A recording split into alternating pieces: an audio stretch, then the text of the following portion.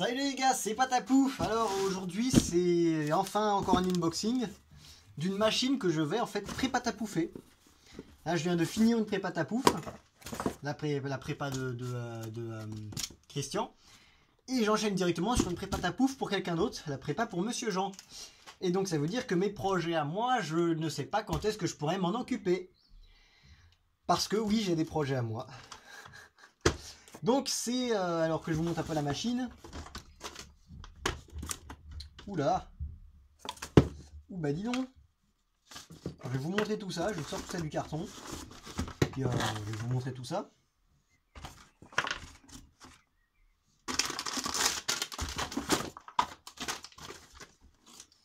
C'est Monsieur Jean qui nous envoie sa machine pour une prépa. Alors, qu'est-ce qu'on a là? On a donc... Ouh, pinaise. On a donc un... Ouh la vache, c'est vieux ça. Oh oh oh. Oh là là. Oh là là. Eh ben. Et ben donc on a un Kyosho, je crois, c'est le MP 7.5 qui est plus vieux que moi. Pinaise, il est plus vieux que moi l'engin. Ouille. Bah c'est vraiment une antiquité. Donc alors, comme je t'ai dit, tu m'as mis un 36 par 74 en 1900 kV. C'est exactement ce qu'il faut pour ce type d'engin. Et je sais pas si tu m'as mis un pignon trop petit là. Je pense que le pignon que tu m'as mis là, c'est un pignon en mode 32 dp. Je vous montre un peu ça.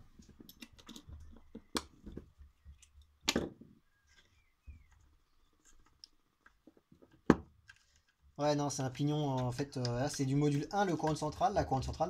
Et toi, tu m'as mis un pignon en module 0,8. Ah, 32 dp, c'est écrit dessus.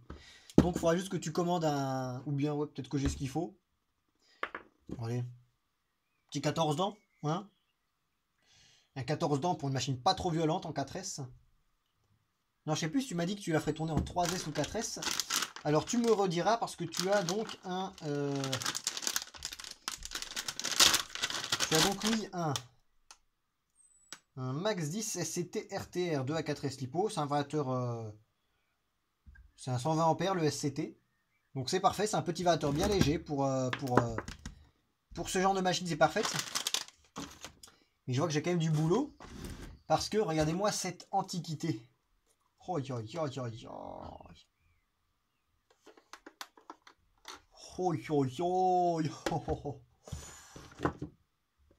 Pinaise.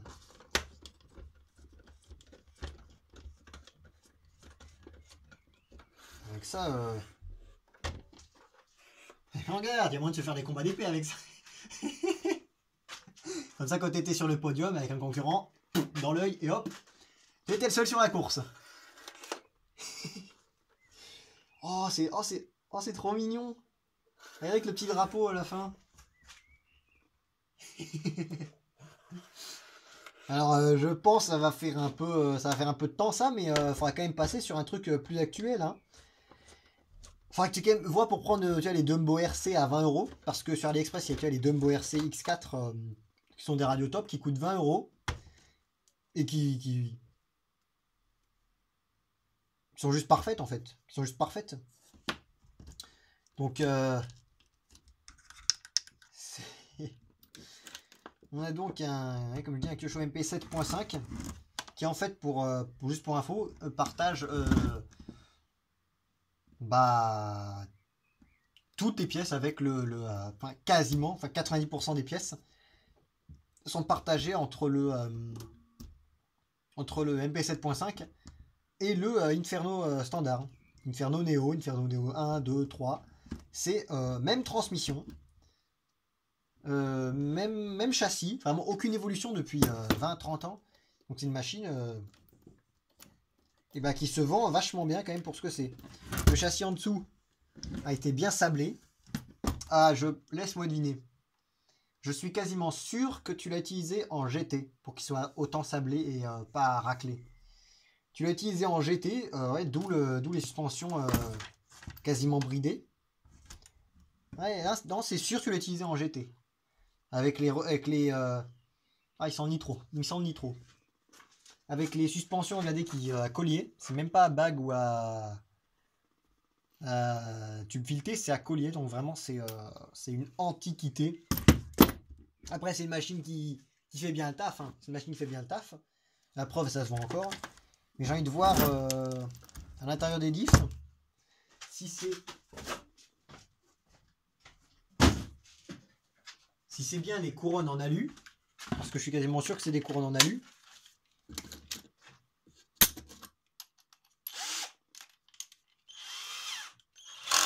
Parce que j'ai eu en main plusieurs versions déjà du Kyosho Inferno Neo. Donc j'ai eu en main plusieurs Inferno. C'est une machine que là, je crois que ça va être la 3e prépa que je fais sur une Kyosho, donc je commence un peu à connaître la machine.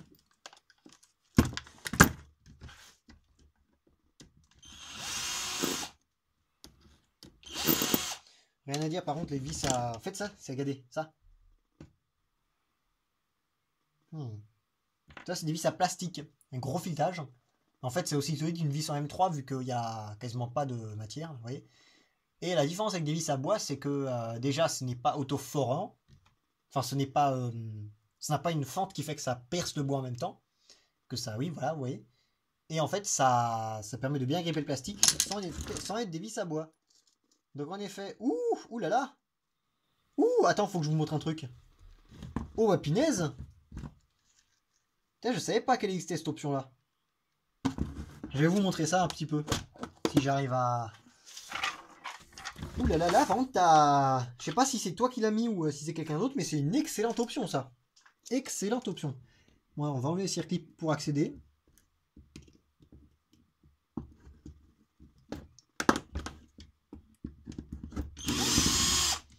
Par contre t'as pas les barres stables en buggy. Là c'est une excellente option. Enfin que j'en parle à Lloyd pour son Kyosho. Mais...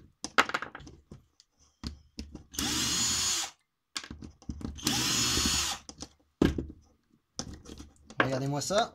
On a des diffs hélicoïdaux. Ça permet d'être super fluide.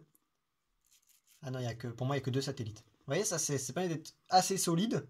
Super fluide, par contre, les roulements, ils morflent. Vu que ça, en fait, l'hélicoïdal, en fait, ça repousse les roulements.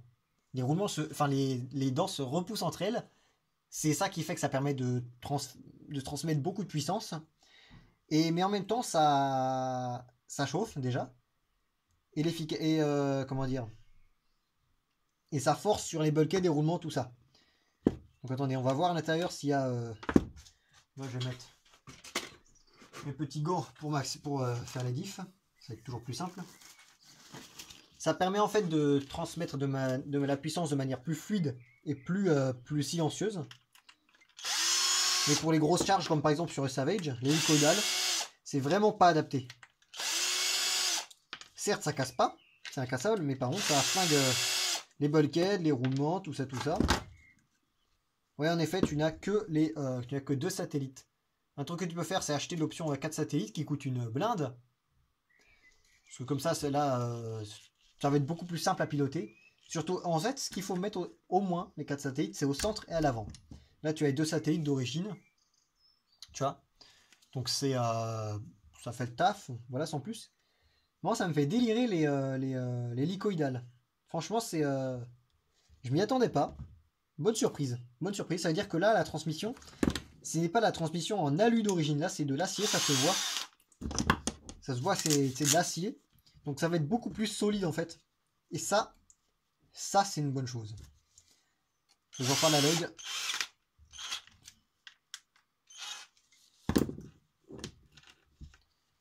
Donc, on va te faire une prépa tout à fait sympa, écoute.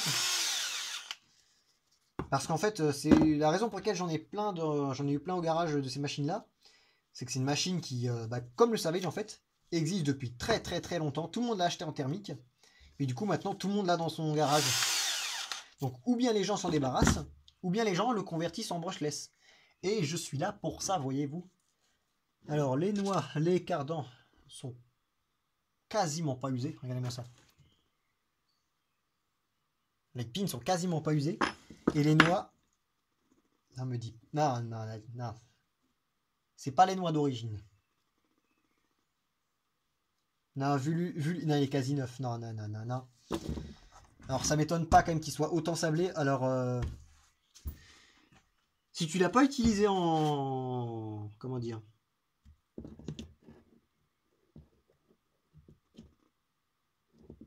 Si, dis-moi pas que c'est pas possible. Alors, ou bien tu l'as utilisé uniquement dans une gravière. Non, pour moi, tu l'as utilisé en piste, mais pas très longtemps. Parce que les noix... Et le châssis s'est donc marqué très rapidement, vu que la nodisation d'origine n'est pas ouf. C'est limite presque une coloration de surface.